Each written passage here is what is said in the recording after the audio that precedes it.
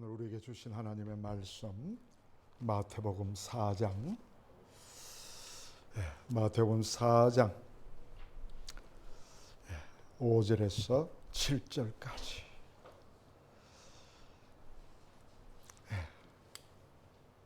마태복음 4장 5절에서 7절까지 이제 두 번째 시험으로 넘어왔습니다. 같이 한번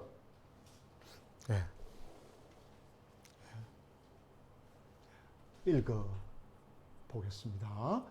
이에 마귀가 예수를 거룩한 성으로 데려가 성전 꼭대기에 세우고 이르되 내가 만일 하나님의 아들이거든 뛰어내리라 기록되었으되 그가 너를 위하여 그의 사자들을 명하시니 그들이 손으로 너를 받들어 발이 돌에 부딪히지 않게 하리로다 하였느니라. 예수께서 이르시되 또 기록되었으되 주 너의 하나님을 시험하지 말라 하였느니라 하시니 아멘.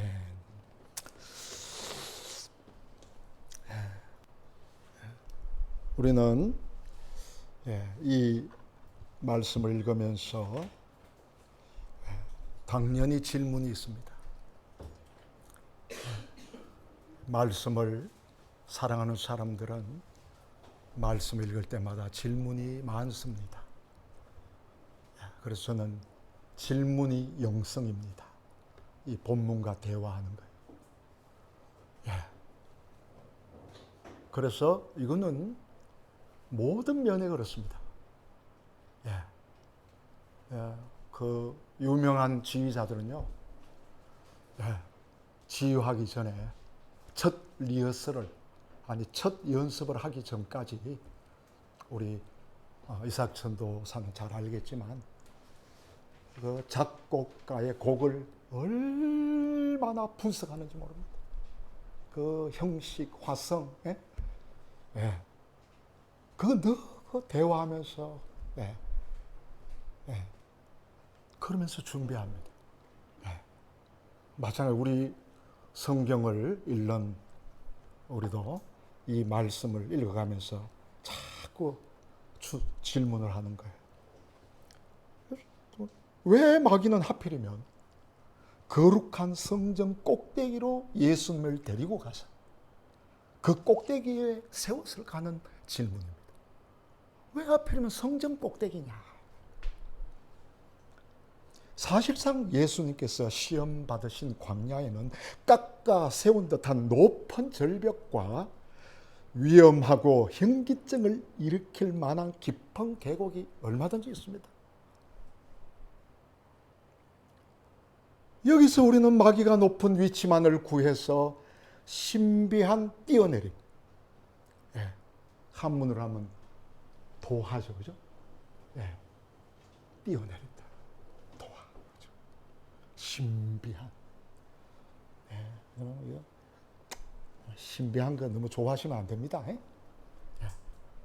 우리 그리스도인 자체가 신비죠. 예수님을 영접한 게 신비예요.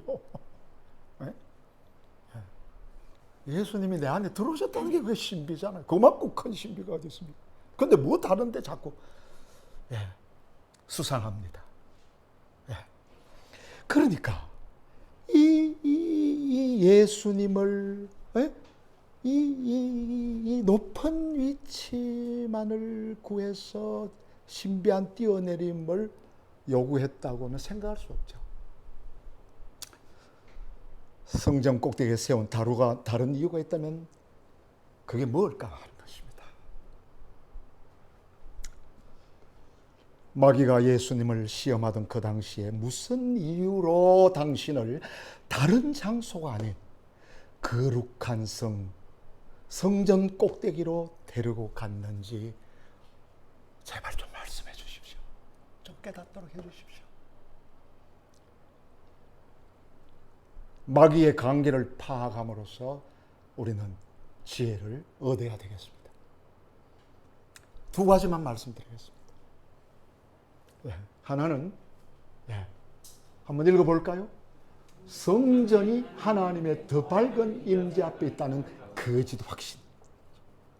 이 거짓 확신입니다.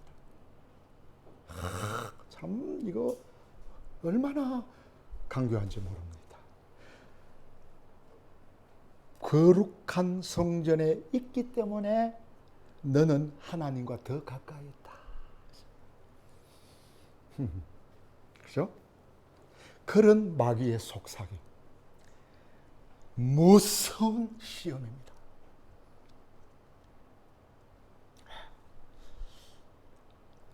화려한 성전을, 사람들이 많이 모인 교회를 좋아하는 이유가 어디 있는지 한번 보시기 바랍니다. 빼뜨려 보시기 바랍니다.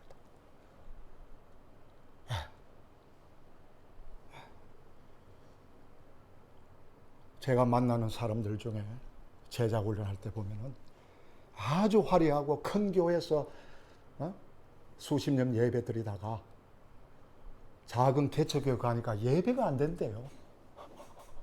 예배를 못 드리겠대요. 거기에 나가기 싫대요. 그거 참 캐치점 마크죠. 그건 비성경적이고 비신앙적입니다. 이거 분명히 아셔야 돼요.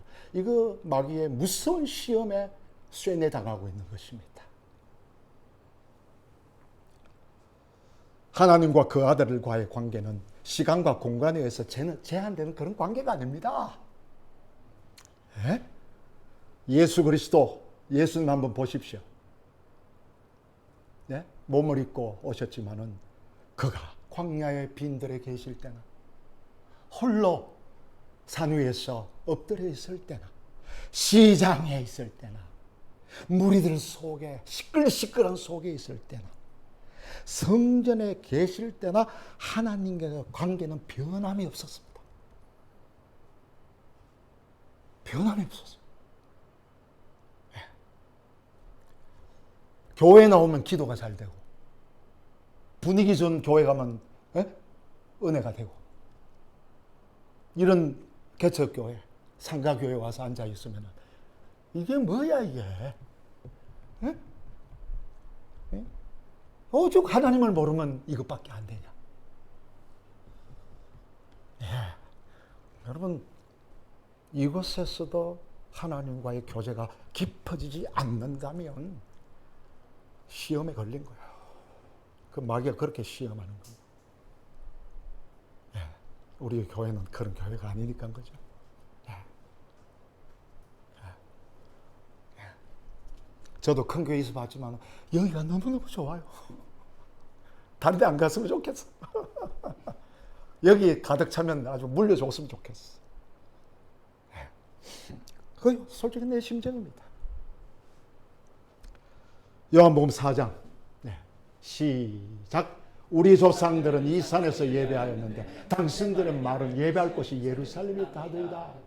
예수께서 이르시되 여자여 내 말을 믿으라. 이 산에서도 말고 예루살렘에서도 말고 너희 아버지께 예배할 때가 이르니라. 아멘. 이것 보세요. 예수님 하시는 말씀 보세요. 그 당시에 여러분 그 거룩한 산, 그 아주 신비로운 산, 아주 그저 멋있는 산. 네. 또 어떤 사람 예루살렘. 오, 성전 대단하죠. 그러니까 그렇게 이 사마리아 여인이 그걸 묻는 거예요. 거기가 하나님의 영광의 임재가 있는 곳이 아닙니까? 거기서 예배 드리라고 다 그러던데요. 그러니까 예수님께서 내 말을 좀 들어라, 믿어라. 산에서도 말고 어디서도 말고 예루살렘에서도 말라. 예루살렘 대성전, 거대하게 보이는 휘황찬란한 그 교회, 그 교회가 아니고 성전이죠. 거기서도 말하라 말이죠. 예수님 말씀을 안 듣는 거예요.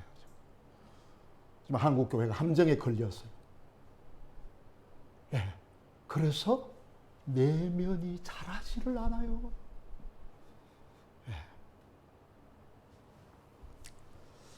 예수님은 이미 모든 시간과 공간을 초월하셨습니다. 그러나 마귀는 성전은 다른 어떤 장소보다도 하나님의 임재가 더 밝은 곳이라고 속이고자 했던 것입니다.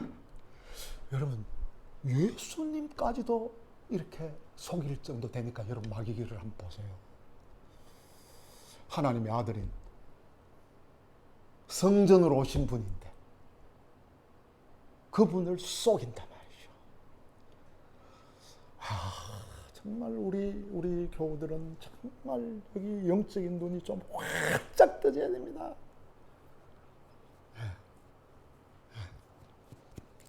사실 솔로몬 왕도 하나님이 어떤 장소에 제한되시는 분이 아님을 알고 있었습니다.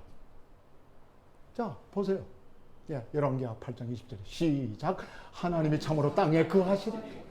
하늘과 하늘들의 하늘 저걸 용서하지 못하겠거든. 하물며 내가 건축한 이 성전이 이러니까 솔로몬 성전이 얼마나 삐까번쩍합니까? 금으로 다 만들었습니다. 완전히 막 그냥 그 하나님의 영광보다도 더 밝아. 그 성전 보면 막 그냥 압도당할 정도로. 솔로몬도 알고 있었습니다. 그런데 솔로몬은 내면을 알지 못했습니다. 구약 사람이라서 이 펀유마의 세계, 영의 세계를 모르기 때문에 이런 말 하고도 자기가 말해놓고 성전에 묶여버리잖아. 그러니까 신앙이 막 쭉쭉 떨어지잖아. 나중에는 뭐 엉망진창이 돼서 나라가 나뉘어지는 그런 오류를 범하는 신앙이 됐단 말이에요. 이것도 잘 여러분 곱씹어 봐야 됩니다. 마귀는 어떤 특정한 장소, 잘 들으세요.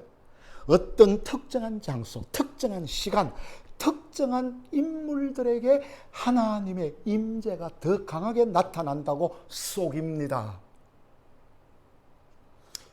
이거 말이죠. 네? 그래요? 이게 어떤 사람에게, 어떤 뭐 시간에, 뭐 저녁에 모여야, 뭐 새벽에 모여야, 뭐 낮에 모여야, 뭐 그렇게 내가 뭐 그때 은혜 받았다고 그거를 특정시켜서 또 내가 은혜 받은 곳, 내가 은혜 받은 뭐 교회, 내가 뭐 교회에서 은혜 받았으니까 그 교회 가면 내가 좀 옛날 은혜가 좀 이렇게 솟아나겠지, 좀 회복되겠지 이런 생각을 하는데 다 속았습니다. 그럼 문제가 뭐냐? 문제 뭔지 아십니까? 하나님이 주권자가 아니라 은혜를 주시는, 나를 살려주시는 주권자가 아니라 상황에 지배당하는 분이 되고 마는 것입니다. 네? 깨달아지시겠습니까? 이거 묶이면 안 돼요. 네? 임성식 목사가 뭐 은혜를 주는 줄로 여러분 착각하지 마세요. 그래서 지금 한국 교회에 이름 많이 회자되는 분들이 하나님의 주권을 많이 가로채릴 수 있습니다. 성경적으로 그렇습니다. 그러니까 여러분들 모교회 목사님 유명하다, 모교회 누구가 뭐다, 여러분 이런 데에 묶이면은 그 사람이 주권자가 되고 하나님은 도구가 되어버려요. 그러니까 그런 사람도 자기 이름을 안 내려고 전화 걸어가지고 제발 내 이름 좀 빼달라고 이야기할 겁니다. 그런데 그런 목사님들 본 적이 없어요. 제가 그런 강사를 본 적이 없어요. 더 소문 내달라고, 더 소문 내라. 이거는요 지금 하나님의 주권에 도전하는 거예요. 그러니까 이게 영적으로 이게 뭐가 안 되는 거예요. 이게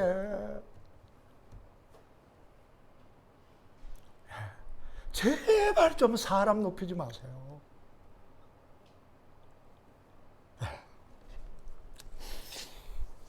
그래서 지금도요 마귀는요 하나님의 주권을 험내려고 안달복달하고 있습니다. 어떻게 하든지 믿는 사람들에게서 주권을 험내려고. 그 자꾸 인간이 뭐 수혜질 가치도 없는데 뭐 상대적인 존재 아니 언제 죽을지도 모르는 말이야.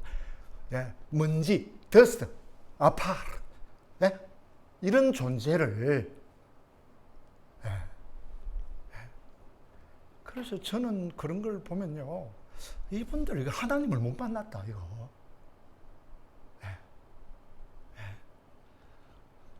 오늘 아침 큐티에도 제가 썼습니다만은, 죄송스럽습니다만은, 역설적입니다만은, 제가 볼 때요, 평신들보다도 목사가 하나님 만나기가 더 어렵습니다. 그래서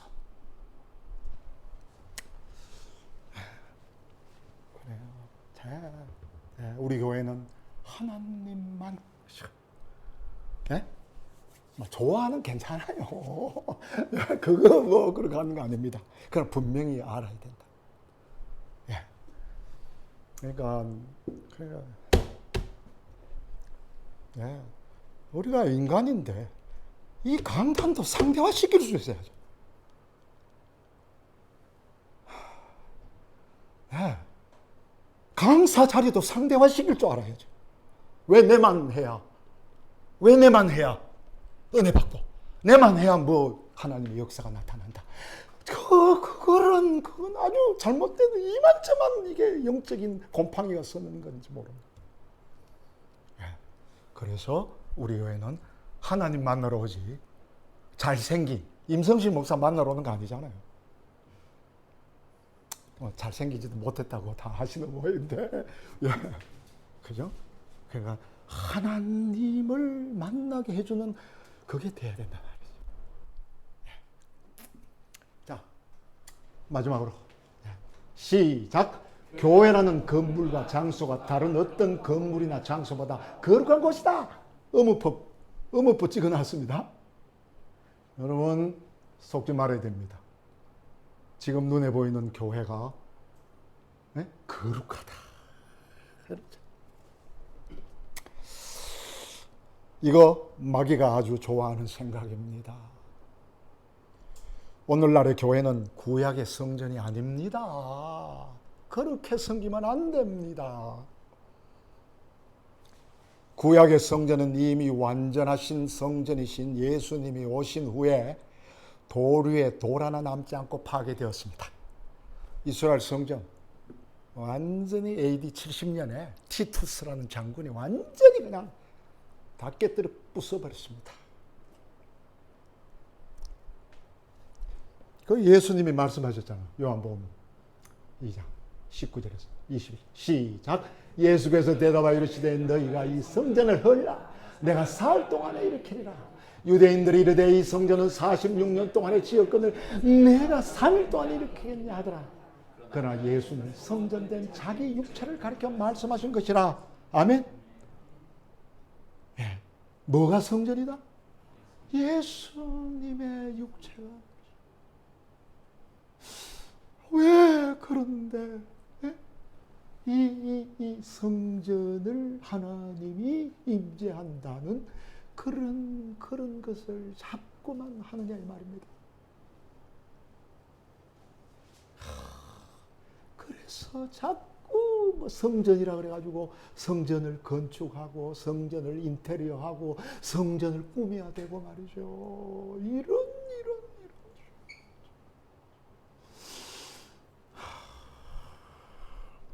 제발 좀 이제는 안 속았으면 좋겠어요. 이게 사로잡히면 여러분 하나님의 말씀을, 이 영이신 말씀을, 생명이신 말씀을 들리지 않습니다.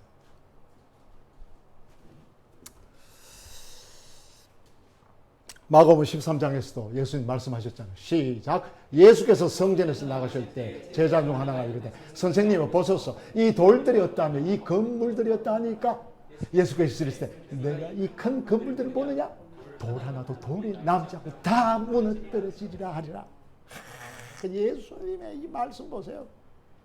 저 큰, 그러니까 이 제자가 막 이 삐까뻔쩍한 이 돌 성전, 이 건물이, 이 화려해 보면 이 건물이 어떠하니까. 예수는 우리도 이거 하나 만들어야 되지 않겠습니까? 예? 예수님은 만약에 한번 기적 이렇게 가지고 막 그 성전 꼭대기에서 뛰어내리셔가지고 우리도 한번 만들어야 되지 않겠습니까? 그러니까 예수님, 아이고, 돌 하나 안 남고 그냥 다 무너뜨리신다.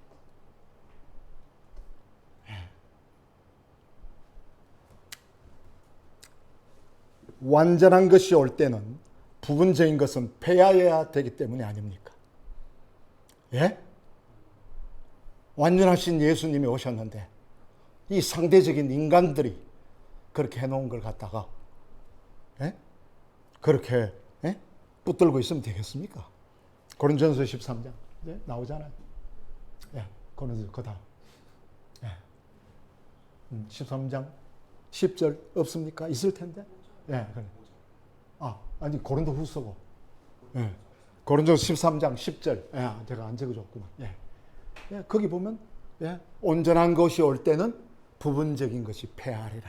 사랑장에서 분명히 이야기합니다. 폐한다 그러죠. 폐한다. 붙들고 있으면 안 돼요. 속습니다. 예. 구약의 성전은 눈에 보이는 것에 제한되었습니다. 전부 눈에 보이는 거 아니면 구약 성전은 전부 다 아름답게 뭐 아주 최고의 만들어 가지고 예? 참 만들어 놓았지만 그죠? 이제는요 예수님이 오신 후에는 성전 개념이 구약 성전 개념이 영성화되었다 이 말입니다. 영성화. 우리 교회에서 많이 이야기했는데 그죠? 이 영성화 뭡니까 이게?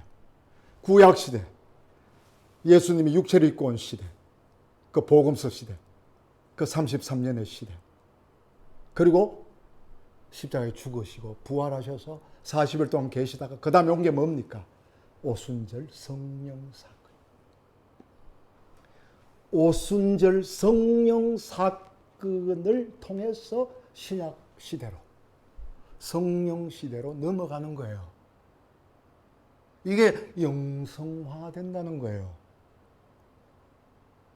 그러니까 구약의 개념을, 구약의 내용을 가지고 지금 그걸 자꾸 붙들고 이야기하게 되면 오류가 뭐냐? 성령 사건이 축소되고 사람이 영적으로 영성화되지를 않아요. 아주 영적으로는 삐쓱 말라버린 아주 그냥 이 속 사람이 자라도록 해야 되는데, 그죠? 그죠? 우리 내면이 자라야 되는데 자꾸 껍데기만 눈에 보이는 이 껍데기만 화려하게 만든단 말이에요. 세상이 다 그렇잖아요. 세상이 그런 거예요. 그런데 우리 교회도 세상을 따라가는 거예요. 속는 거죠. 마귀가 좋아하는 거예요.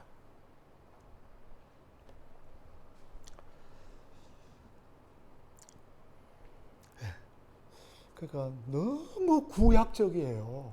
구약이 하나님 말씀이 아니라고 말하는 거 아닙니까? 아닙니다. 그러니까 구약도 성령님의 조명을 따라서 읽을 수 있어야 그게 영성화된 사람이에요. 그러니까 우리가 자꾸 구약의 복, 구약의 기적, 구약의 능력 이런 걸 가지고 자꾸 논하게 되면요, 이게 영은 잠이 들어버려요. 영성화가 되지 않고 육체화가 된다. 마귀는 구약의 성전 사상을 신약에 그대로 받아들이라고 자꾸 유혹합니다. 비단 성전뿐만이 아니라 구약의 그 어떤 것도 직접 신약 시대로 넘어간다면 그것은 양의 문으로 들어온 것이 아니고 담을 넘어 들어온 절도요 강도입니다. 그러니까 영적으로 보면 입으로는 하나님 어쩌고 뭐 영광력 어쩌고 하지만은 그 내면을 보면 다 절도요 강도들이 많습니다. 그 제 말 아니잖아요. 그게 바로 그 유명한 요한복음 10장 1절에 나오잖아요. 저는 이렇게 풀어냅니다. 1절 2절에 이거 이 말씀 이렇게 적용합니다. 시작. 내가 진실로 진실로 너희에게 이르노니 문을 통하여 양의 우리에 들어가지 아니하고 다른 데로 넘어가는 자는 절도며 강도요.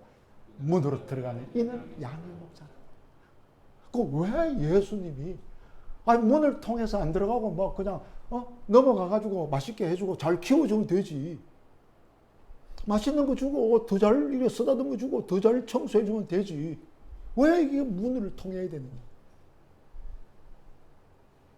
우리 인간적으로 생각하잖아요. 얼마든지 저 사람이 문을 통하지 않고 들어와가지고 아주 그냥 은혜를 끼친다, 놀라운 일을 한다, 뭐 그냥 그걸 하지만은 예수님이 볼 때는 뭐라 그런다? 뭐라 그런다고요? 네, 여러분 이제 하늘나라 가보세요. 깜짝 놀랄 일이 있을 거죠. 네. 문으로 들어가는 이너가 양의 목자. 그게 진짜 목자라는 거예요. 이 문을 들어가야지. 네. 구약의 모든 것은 그리스도 안에서 완성되고요. 오순절 사건을 통해서 영성화되어야 하는 것입니다. 그래야 영적으로 밝아지는 거예요. 그 우리 내면이 성령 충만해지고 어느 시공간에도 묶이지 않고 어떤 특정한 시간, 어떤 특정한 인물, 유명한 인물, 사람에게 종이 안 됩니다. 네? 그래야지. 스타 목사 조심해야 됩니다.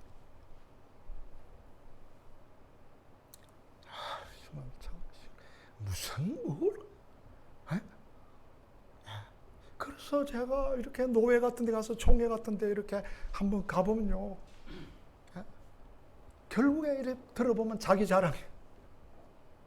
자기가 교회를 어떻게 키웠고 어떻게 개척해서 몇만 명 모았고. 여러분 이게 여러분 속으면 안 됩니다. 이거는. 제발 우리 교회만이라도 안 속았으면 좋겠어요. 교회는 구약의 성전이 아닙니다. 교회는 건물이 아닙니다. 성령님의 교통 안에 있는 성도들의 공동체입니다. 여러분 알겠어요? 우리가 성령의 교통 안에서 그죠? 예? 우리 교회 뭐 누가 유명한 인물이 그죠? 유명한 기도 많이 하는 사람이 뭐 우리한테 뭐 어쩌라 저쩌라 나 이렇게 하는 거 그런 교회는 아니다. 성령이 이끄시도록 성령이 하시도록 예? 성령님이 이끄는 교회. 성령보다 앞서지 마라. 그게 절도다. 절도 강도다. 그죠? 네. 교회 건물을 성역화하는 것은 위험천만한 일입니다. 자꾸 그렇게 해가지고 교회를 키워보려고 하고 교회를 인테리어하고 삐까번쩍하게 하려고 하는데 천부당 만부당. 속지 마십시오. 성도들이 모인 곳이 교회요 거룩한 곳입니다. 여러분들이 모여 있는 곳이 거룩한 곳입니다. 모든 이기돌의 사찰이나 천주교, 로마 천주교 교회당 한번 보시기 바랍니다. 이거. 야, 이거 부산 금정산까지 다 나왔네.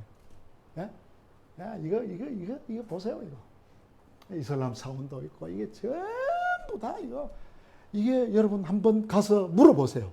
왜 이렇게 화려하게 들어가면 압도를 당해. 완전히 오 하고 막 나오는데 그런데 하나님에게는 압도가 안 돼요. 전부 다 우와 그러죠. 왜 그런지 아십니까? 다분히 예배자들에게 경건한 마음을 의도적으로 발생시키려고 하는 깊은 고려에 집중이 되어 있습니다. 어떻게 하면 오는 사람들, 오는 회중들이 우리 교회 와가지고 경건한 마음이 생기게 할까. 그래서 디자인하고, 그래서 이 전기불 하나까지도 다 간섭합니다.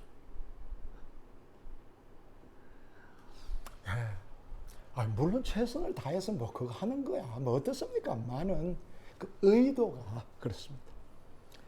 이것은 성령의 임재에서 오는 예배자의 진정한 내면적인 자세가 아니라 인위적인 조작을 강조한 외식적인 처사라고 할 수 있습니다. 성령님의 밝은 빛 아래 있는 사람은요, 예배 분위기 조성을 위해서 조작된 인위적인 환경에 심한 혐오감을 느낍니다. 사람들에게 혐오하는 게 아니라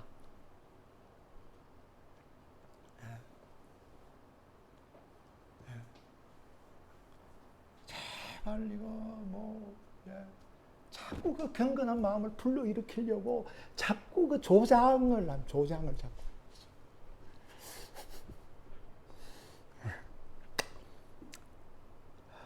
인위적인 분위기 조성이 바로 내면적인 실제가 없이 심령이 공허하다는 사실을 입증하는 것이 됩니다.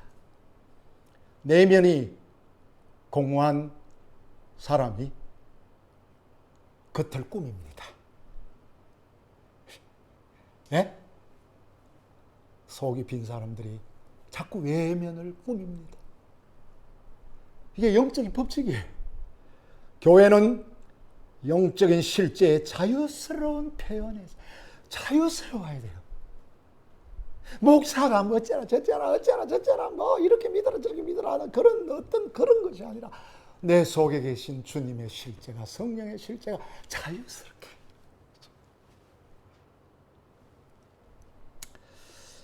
그래서 누가 나타나야 됩니까? 주님 그 자신이 나타나는 거예요. 네? 그러니까 여러분이 기도하고 찬양하고 봉사하고 할 때 누가 나타나야 된다? Lord Himself. 그러니까 우리 교회에 예수님이 보여야지. 예? 오늘 처음 나오신 분도 예수님을 보고 가야지. 하나님을 만나고 가야지. 이것이 바로 세상의 빛으로서의 교회입니다. 다 했습니다. 이게 마귀의 속임수에 빠지지 않는 것입니다. 결론. 하나님이 나에게 행하시는 주권의 영역이 큰 만큼 나의 영혼은 그만큼 건강합니다. 이 교회가 얼마나 하나님의 주권이 임하고 있는가. 나에게 얼마나 하나님의 그 주권, 그죠? 내 소원이 아니라 하나님이 이 다스리는 그 영역이 크면 그 사람 영적으로 건강한 사람입니다. 둘째, 우리 중에서 아무도 우리 자신이 분위기 조성자로 성전 꼭대기에 서지 않도록 조심해야 됩니다. 셋째, 우리의 믿음은 스스로 만든 것인지 아니면 주님으로 받은 것인지 늘 살펴서 확정해야 됩니다. 내가 만들어가는 믿음인지 아니면 주님이 그냥 주시는 은혜를 주시는 그걸 표현하는 거죠. 마지막으로 우리 한번 읽고 마치겠습니다. 시작. 너희는 믿음 안에 있는가? 너희 자신을 시험하고 너희 자신을 확정하라. 예수 그리스도께서 너희 안에 계신 줄을 너희가 스스로 알지 못하느냐? 그렇지 않으면 너희는 버림받은 자니라. 이 말 버림받은 그래서 우리는 정말 성전 꼭대기에 함부로 올라가는 그런 신앙생활입니다.